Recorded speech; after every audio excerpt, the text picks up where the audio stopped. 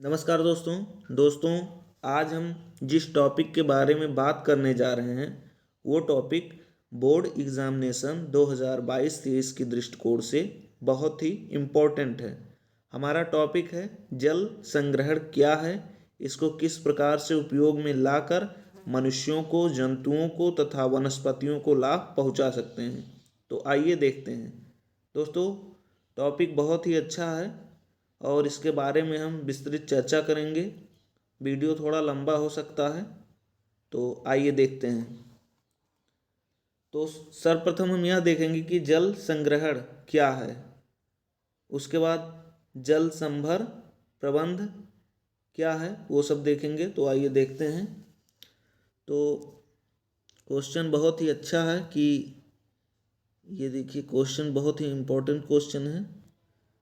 तो जल संग्रहण यानी वाटर हार्वेस्टिंग, इसका अर्थ है स्थानीय क्षेत्र जहां वर्षा जल भूमि पर गिरती है या प्रवाहित होती है, जल का संग्रहण करना।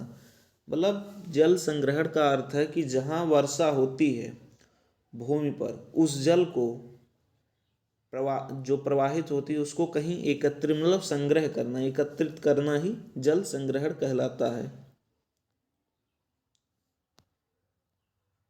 फिर है जल संभर प्रबंध। जल संभर प्रबंध, जल संभर प्रबंध में मिट्टी एवं जल संरक्षण पर जोर दिया जाता है। ये जो जल संभर प्रबंध है, इसमें दो टॉपिक पर जोर दिया जाता है। एक तो मिट्टी और एक जल, मिट्टी संरक्षण और जल संरक्षण दोनों पर, ताकि जैव भार के उत्पादन में वृद्धि हो सके। इसका मुख्य उद्देश्य भूमि एवं जल के प्राथमिक स्रोतों का विकास कर पादपों एवं जंतुओं के द्वितीयक संसाधनों के उत्पादन में वृद्धि करना है, जिससे पारिस्थितिकी असंतुलन उत्पन्न ना हो। मतलब इसका उद्देश्य यही है कि जो प्राथमिक स्रोत हैं, प्राथमिक स्रोतों का विकास कर पादप एवं जंतुओं को द्वितीय संसाधनों के उत्पादन में वृद्धि करना है, जिससे कि पारिस्थितिकी संतुलन जो है वो बना रहे, असंतुलित ना हो। जल संभर प्रबंधन जल संभर समुदाय का उत्पादन एवं आय बढ़ाता है। ये क्या करता है? जल संभर प्रबंधन जल संभर समुदाय जो हैं उनका उत्पादन एवं आय बढ़ाता है और सूखे एवं बाढ़ में कमी लाता है।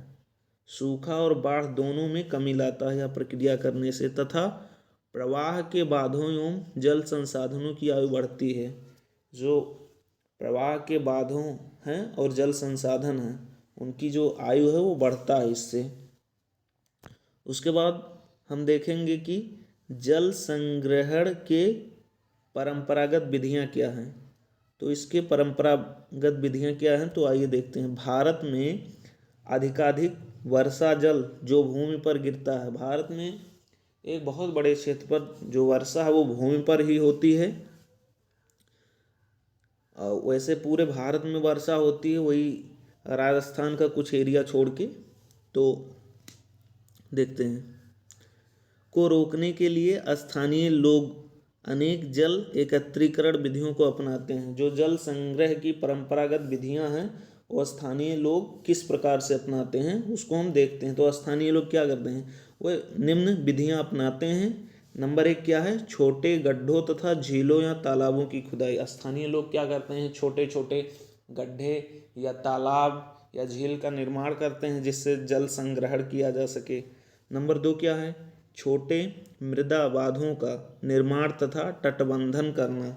छोटे छोटे मृदा माने मिट्टी से बांध बनाए जाते हैं और तटबंधन यानी तटों को बांधकर उसमें पानी एकत्रित किया जाता है। नंबर 3 है बांधों या नहरों का जल रोकने के लिए मिट्टी की लंबी दीवार का निर्माण करना। यानी बांधों यानी आप बांध देखे होंगे तो मिट्टी की जो दीवार टाइप ऐसे बनाई जाती है पानी को रोकने के लिए। तो उसी प्रकार से नहर देख लीजिए अपने आसपास, तो जैसे पानी उसमें रोका जाता है उसी प्रकार से। फिर नंबर 4 है बालू तथा चूना पत्थर द्वारा जलाशयों का निर्माण। बालू के प्रयोग से और चूना पत्थर के प्रयोग से जलाशयों का निर्माण किया जाता है।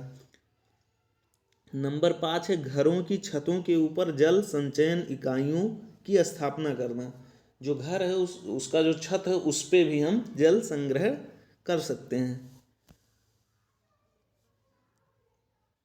फिर परंपरागत जल संग्रहण तंत्र, इसके बारे में देखेंगे।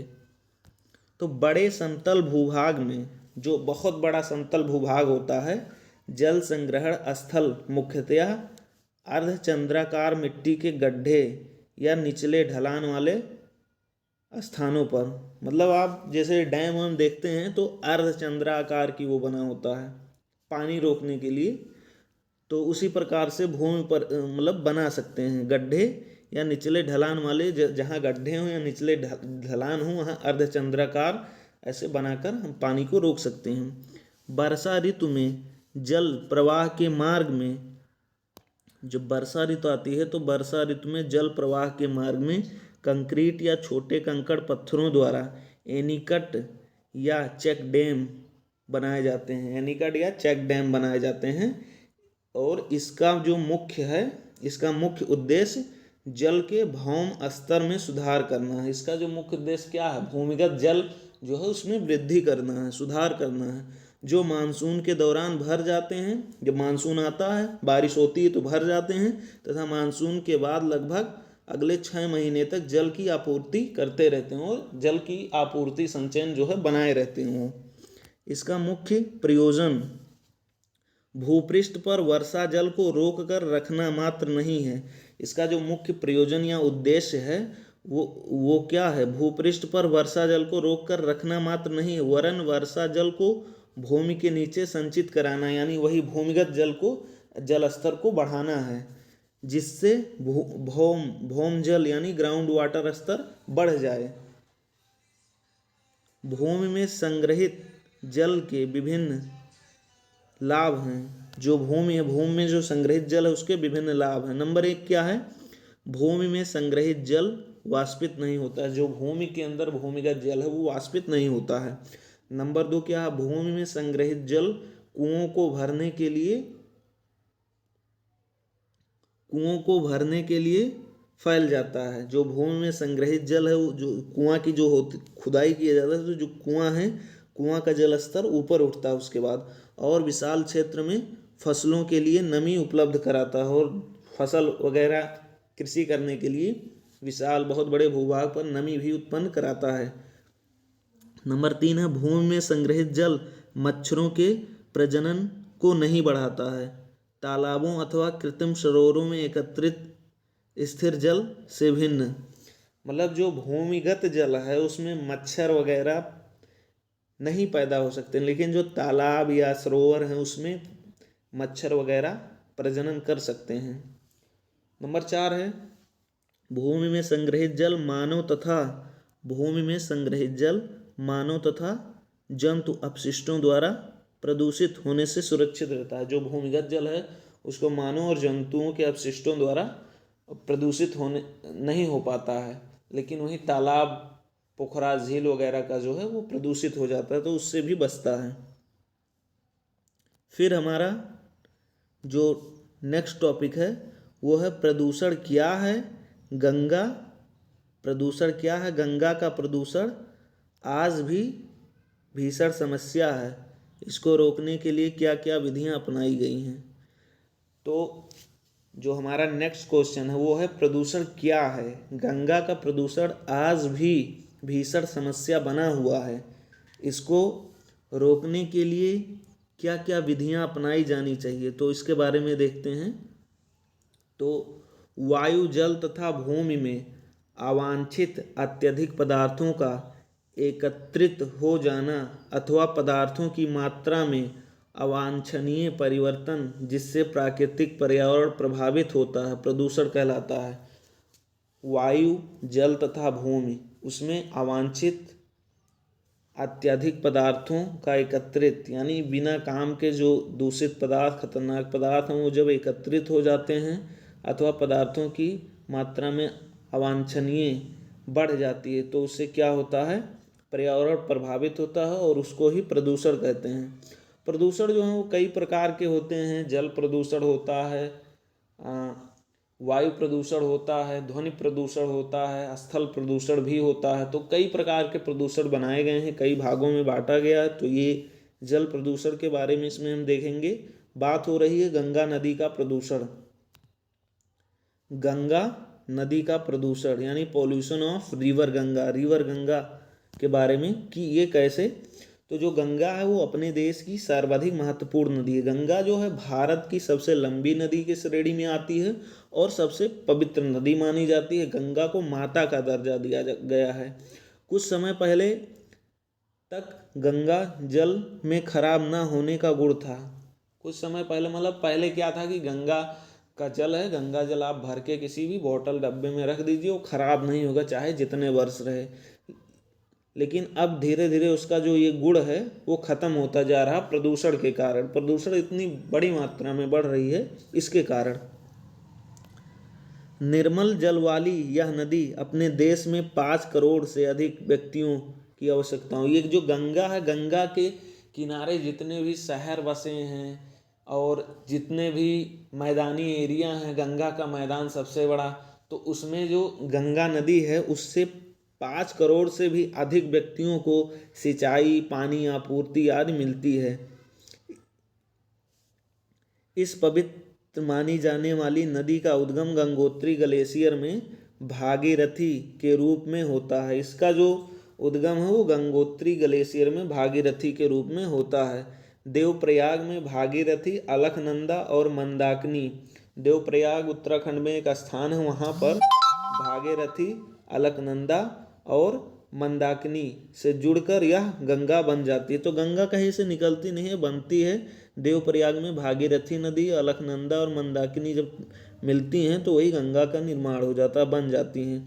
गंगोत्री से निकलकर गंगा सागर पर बंगाल की खाड़ी में गिरने से पहले, या मतलब गंगोत्री से निकलती हैं और गंगा सागर पर बंगाल की खाड़ी में गिरने से पहले ये जो है 2500 किलोमीटर से भी अधिक का सफ़र पूरे करती हैं।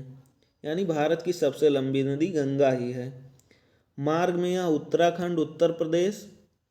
अब मार्ग में क्या है, मार्ग में यह उत्तराखंड, उत्तर प्रदेश, बिहार, पश्चिम बंगाल के करोड़ों लोगों की प्यास बुझाती है, हरियाली लाती है यानी सिंचाई में प्रयोग किया जाता, और औद्योगों को जल उपलब्ध माने उद्योग धंधे जो हैं उनको जल उपलब्ध कराया जाता आसानी से। सीवेज के बिना उपचारित किए गंगा नदी में प्रवाहित, मतलब सीवेज का जो गंदा कचरा पानी वगैरह जो है बिना उपचारित किए ही गंगा में उसको प्रवाहित करते हैं, जिससे गंगा प्रदूषित होती है। नदी किनारे दाह संस्कार से भी प्रदूषण स्तर बढ़ता है गंगा का। समूह की जल समाधि से भी प्रदूषण बढ़ेगा। उद्योगों से निकले अपशिष्टों को जल में प्रवाहित करने से प्रदूषण बढ़ेगा। साबुन लगाकर नहाने, कपड़े धोने, पशुओं को नहलाने, साफ करने व नदी को मात्र एक कूड़ेदान के रूप में प्रयोग करने के कारण गंगा जो है वो मृत हो गई है प्रायः।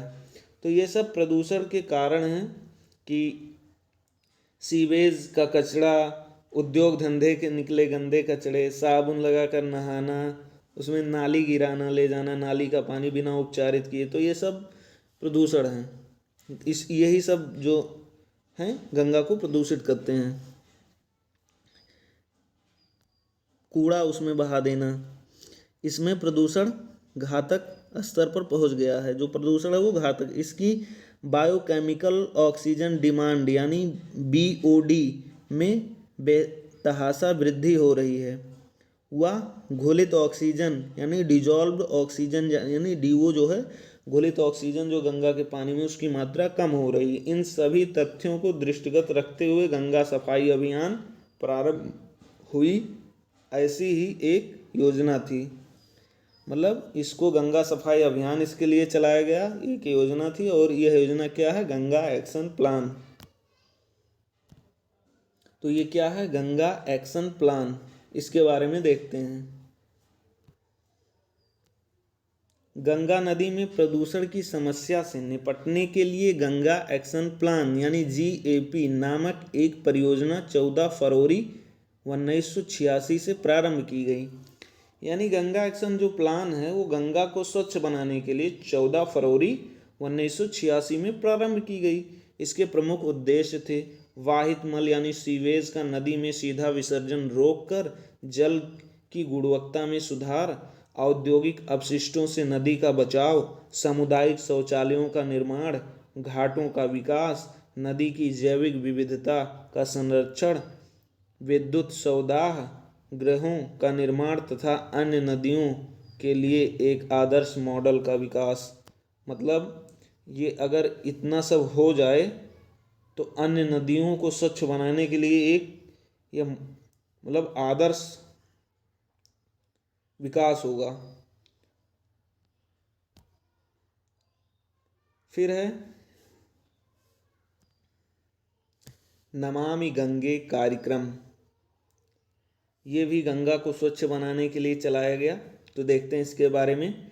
नमामि गंगे कार्यक्रम केंद्रीय सरकार का एक एकीकृत संरक्षण मिशन है। ये क्या है नमामि गंगे कार्यक्रम? ये गंगा को स्वच्छ बनाने के लिए केंद्र सरकार द्वारा चलाया गया एक मिशन है, जिससे सरकार के एक प्रमुख कार्यक्रम के रूप में अनुमोदित किया। इसको बहुत ही प्रमुख कार्यक्रम के रूप में अनुमोदित किया। गंगा को साफ करने के लिए 20,000 करोड़ रुपए का यह कार्यक्रम जून 2014 से प्रारंभ किया गया। देखिए कितनी बड़ी अमाउंट है।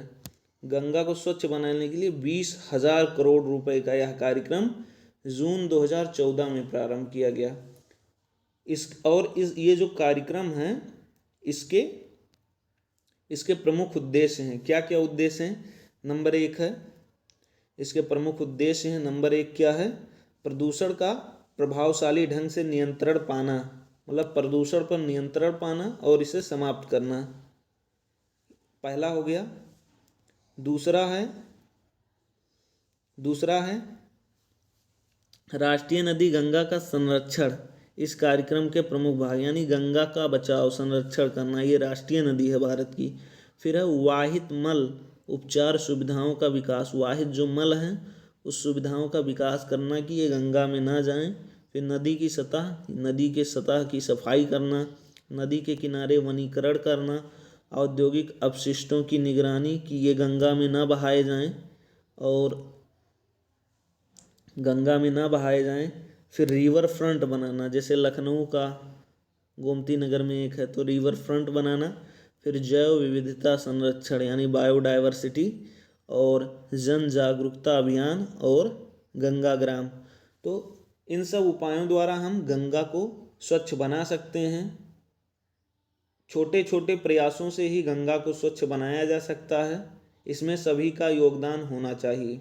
ये अकेले सरकार की जिम्मेदारी नहीं है, भारतीय नागरिकों की भी जिम्मेदारी है कि वो गंगा की स्वच्छता पर ध्यान दें। दोस्तों, वीडियो अच्छा लगा हो तो चैनल को सब्सक्राइब कर दीजिए, बेल आइकन को प्रेस कर दीजिए, वीडियो को लाइक कर दीजिए। धन्यवाद।